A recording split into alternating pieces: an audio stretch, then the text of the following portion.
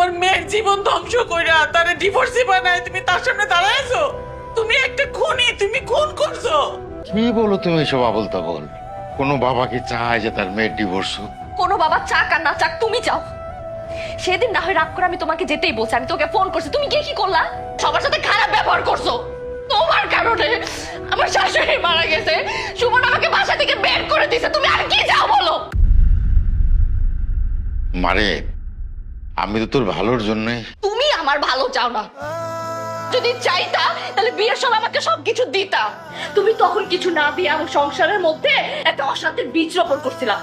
আর সেই অশান্তির বীজ বছর ঘুরতে না ঘুরতে আমার সংসারটাকে শেষ করে দিছে। আমি কি শত্রু ছিলাম তোমার? কেন করলা এমন? কি করছিলাম আমি? আমি তোর বাবা, তোর এই সমস্ত কথা বলতে একবারও বুক কাঁপে না? না, কাঁপতেছে না, কারণ তুমি আমার বাবা না। তুমি আমার কেন, তুমি কারো বাবা না। তুমি আসলে একটা খুনি। তুমি মানুষ খুন করছো, তুমি আমার সংসারটা নষ্ট করছো, আমার সুখ শান্তি তুমি নিজ হাতে কেড়ে নিছো। এসব কি বলিস তুই দিয়া? খবরদার, তোমার ওই মুখে তুমি আমার নাম নিবা না। একটা খুনির মুখে আমি আমার নাম শুনতে চাই না। তুমি একটা খুনি মা, তাকে আমার সামনে থেকে যাইতে বলে। একটা খুনিকে আমি আর দেখতে চাই না, তাকে যাইতে বলে এখান থেকে। তুমি যাও এখান থেকে। দেখছো না তোমার মেয়ে তোমাকে সহ্য করতে পারতেছে না। তুমি যাও, তোমার দোহাই লাগে। তোমার চেহারা আমরা আর দেখতে চাই না। তোমার চেহারা নিয়ে আমাদের সামনে আর কখনো আসবে না তুমি। বোঝে না কেউ, বোঝে না এ মনে কি চলে। মায়াহীন বেড়া জালে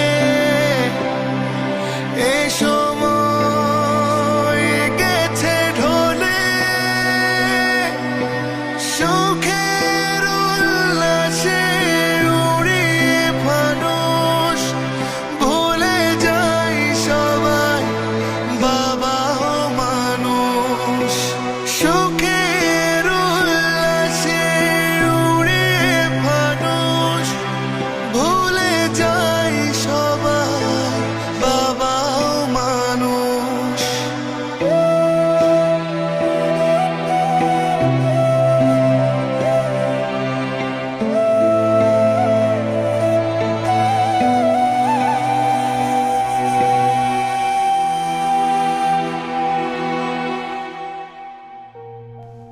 আমরা ভুলে যাই